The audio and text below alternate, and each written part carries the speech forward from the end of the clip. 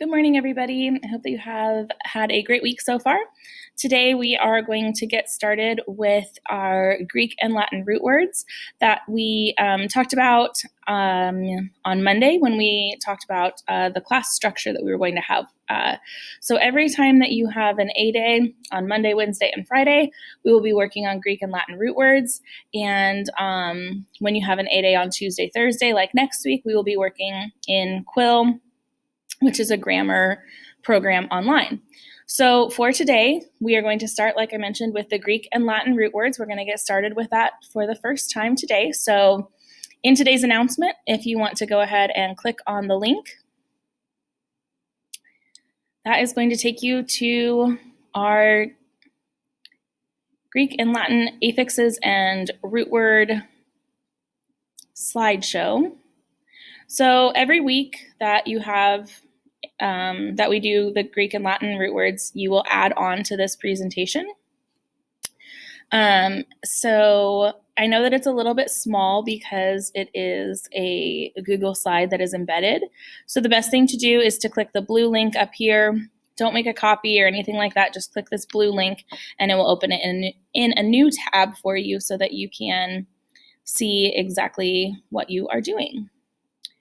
So you're going to go through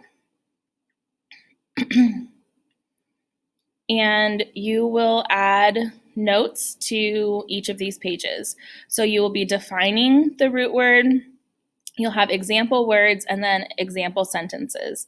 I'm going to put them up on the screen here for you, and then you can either pause the video and take notes or however you want to do that. In the corner, I have marked what type of a word it is. So for example, auto is a prefix, which means it goes before a root word. Bio is a root word, so I have an R there, so that means that it's like the center of the word.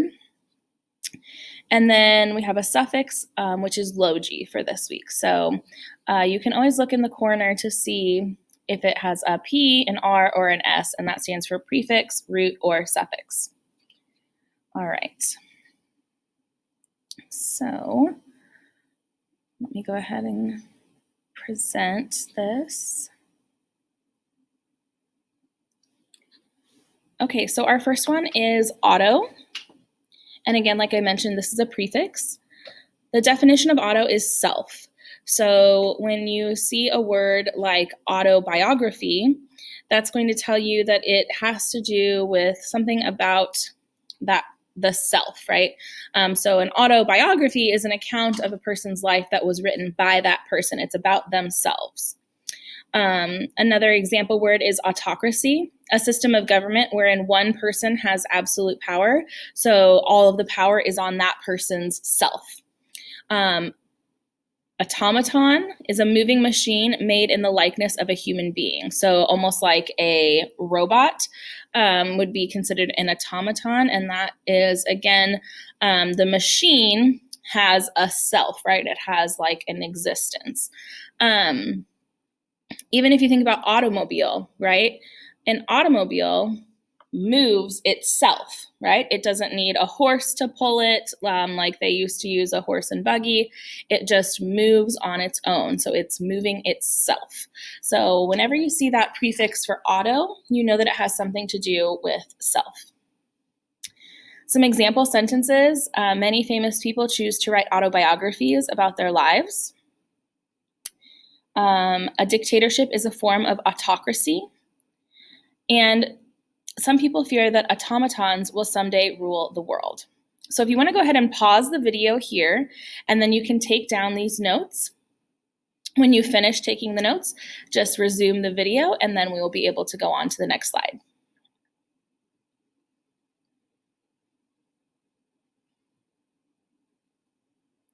Okay, so our next word is bio, and bio is a root word. So bio means life. And some example words that use the word bio, the root word bio, excuse me, are biology, which is the study of life processes. Biography, which is writing about a person's life. And biome, a community of plants and animals that have common characteristics for the environment they exist in. Sorry, that got kind of cut off there at the bottom. So a biome is basically an area that contains certain types of life. So again, everything has to do with life here. And like we saw, on the first slide, we had autobiography. So that uses that prefix auto to change writing about a person's life to writing about your own life. So root words and suffixes and prefixes can all be kind of stacked together almost like puzzle pieces to create words. Your example sentences are, I struggled on the biology exam. Did you read the biography of Abraham Lincoln? And many birds live in the rainforest biome. So again, go ahead and pause the video if you need to take a second to copy these down, and then resume the video when you're all ready to go on to the next word.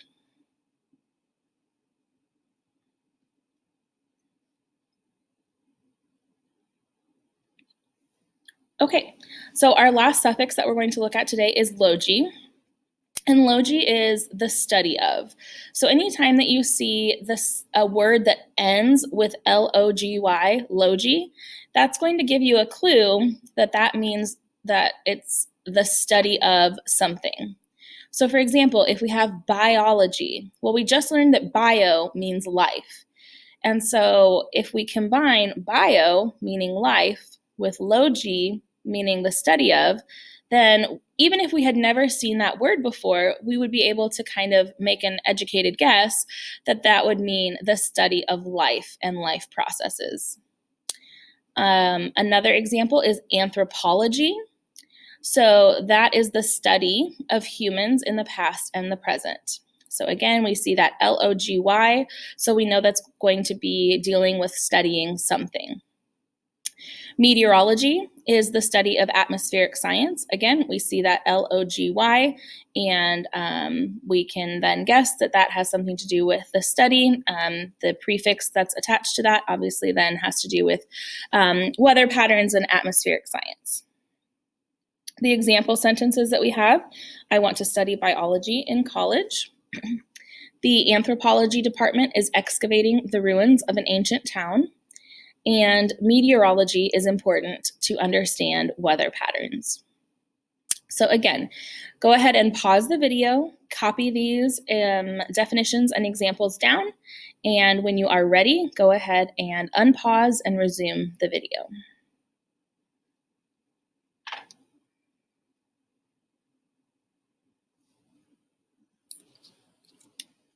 Okay, great.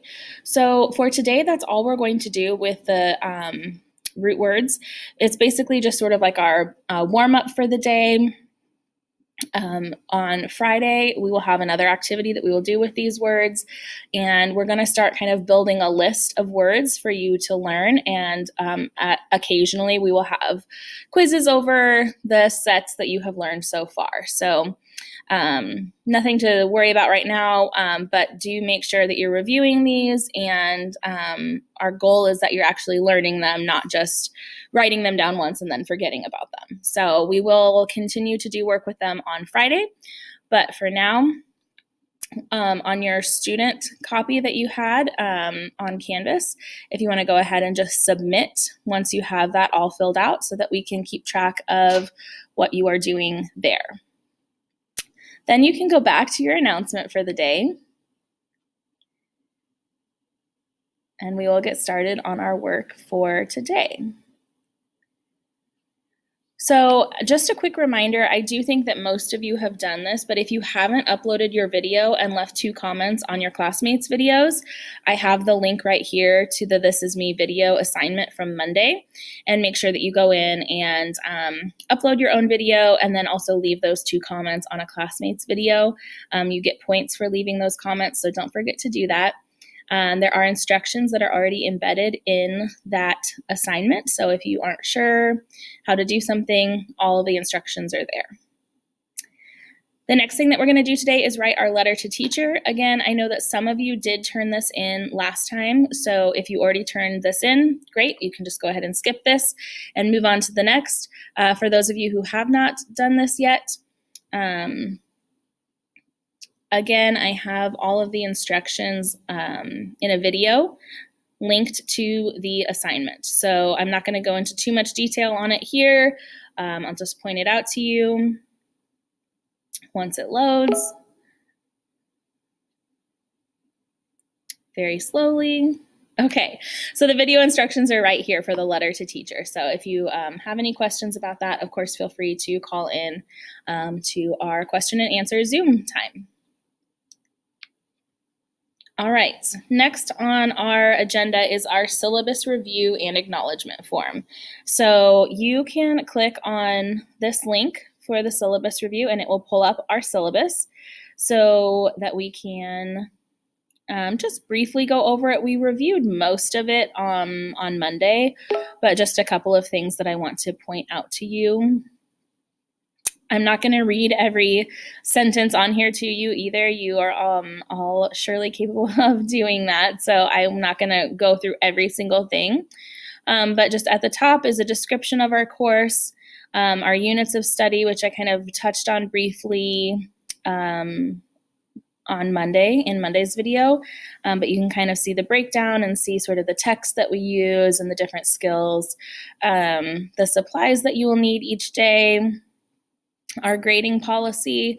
So grades will be updated on SIS each week on Monday by about 7:30ish.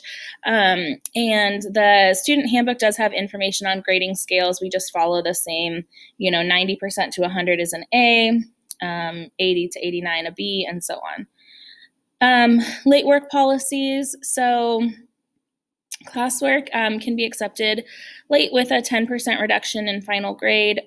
Assignments not turned in within a unit will receive 0 credit. So make sure that you are getting things turned in during the unit that we are working on. And we're obviously going to be a little bit more flexible here in these first few weeks as we all get used to everything. So just make sure that you are getting your work turned in on time. And if you have questions on deadlines or anything, please let me know. Quizzes and tests can be made up in a reasonable amount of time. So if you do happen to miss something, just let me know. We can occasionally do retakes for failing grades, but you do have to talk to me about it ahead of time. It's not a guaranteed thing that you can do. So we have to talk about that if that's something that you want to do. Major essays and projects, again, can be accepted late with a reduction in grade. Essays can be resubmitted as long as there are significant edits that are made to improve the score. And in that case, we would average the 2 scores together to get you your final grade. Academic honesty. This is a big one for virtual learners. Obviously, you aren't here in the classroom, so we can't necessarily see everything that you're doing all the time, but all assignments should be completed and turned in independently unless specifically said, hey, this is a group assignment and you're assigned to a specific group. If you cheat or plagiarize on assignments, you may receive a 0 as well as a disciplinary consequence. Cheating includes but is not limited to sharing Google Docs, copying in whole or in part from the internet or a friend, again, working together on independent projects, using a sibling's work from prior years, et cetera, et cetera. We've had all of those things and more happen. So if it's not your original thoughts that came from your own brain and then went onto the paper, it's probably plagiarism or cheating. So just make sure that you're doing your own work. Cell phone policy, you don't really have to worry about that because you aren't here in class right now. Classroom policies, again, doesn't really apply, but you can read through these. Basically just be respectful of the others in your class, your teachers, and yourself is really what it comes down to. Daily protocols, this really applies more for in-person students, but feel free to read through it. And then this bottom one, standards for written work. So everything that we do in class, whether it's a journal, an assignment, an essay, you need to use correct capitalization and end punctuation. So that means you have a capital letter at the beginning of a sentence and a period at the end of the sentence. This includes journals once we start doing our journals. And I pretty much just won't grade your assignment until you have fixed your punctuation and capitalization. So just make sure that you're doing it the first time. It is a kindergarten level skill in the Missouri Learning Standards. So I know that you all know the rules for the most part. Just make sure that you're doing them. And MLA format will be used on formal writing assignments, but that's something that we'll teach during class. So don't really worry about it right at this current moment. We will talk about it as the year progresses before you have to turn anything in with that. So once you've had a chance to go through and review the syllabus, there's an acknowledgement form that you'll need to fill out. And this just lets me know that you've looked at it, that you understand everything in it. If you have questions on it, please let me know. But you'll just type your full name in here to just acknowledge that you have read and understood what is in the syllabus. This just helps if later on you say, I didn't know that I lose 10% on my grade. And then we can go back and say, well, it was on the syllabus, so you should have been aware of it, right? So these are important policies for you to be aware of. So just make sure that you do look through that.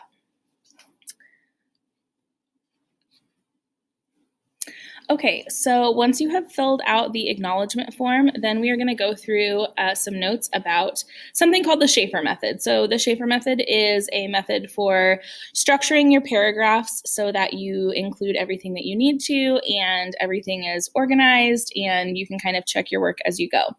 I am going to link those as a separate video just so that this video doesn't go on for ages and ages. But you will want to take notes on that, and you can just use a Google Doc to take notes, or if you prefer to take notes on paper, you're welcome to do that, but just make sure you don't lose that paper, because we will be using Schaefer method throughout the semester. So this is probably one of the most important things that we're going to talk about here in the first couple of weeks of school. Once we have finished the notes, then we will move on to the personal mantra assignment. And again, there will be a separate video for the personal mantra assignment, so make sure that you check that out as well. If you have questions, you can send me a message on Canvas, email me, send me a Google chat, or you can call in to our Zoom question and answer hour. Can't talk today. For second hour, that is 10:15 to 10:35. And for third hour, it is 12:15 to 12:35. So if you have questions, please feel free to hop on during that time, and I will be happy to help you out.